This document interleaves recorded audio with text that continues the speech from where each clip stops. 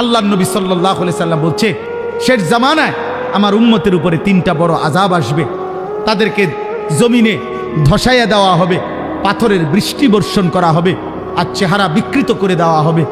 আল্লাহর নবীকে সাহাবীরা বলছে, কখন ইয়া রাসূলুল্লাহ?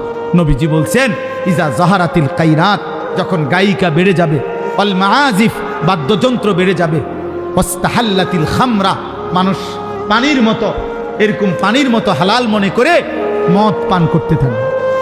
নবীজি বলছে, তখন হয়তো কাউকে জমিনে ধসাইয়া দেওয়া হবে, কারো উপরে পাথরের বৃষ্টি বর্ষণ হবে, কারো চেহারা বিকৃত হয়ে যাবে। হতে পারে যুবক এমন কোনো দিন যে সারা দিনে 5 ওয়াক্ত নামাজ পড়ো নাই, আর সারা দিন সারা রাত মোবাইলে নারী ছবি, উলঙ্গ দৃশ্য, গান বাদ্য, জিনা ব্যভিচার, মদ জুয়ার আড্ডায় পড়েছিলা, এভাবে রাত 3টায় ঘুমায় গেলা। হতে পারে যদি কোনো দিন কল্পনা করো তো, যদি কোনো দিন ঘুম থেকে উঠে দেখো তোমার চেহারা হয়ে গেছে শূকরের মতো।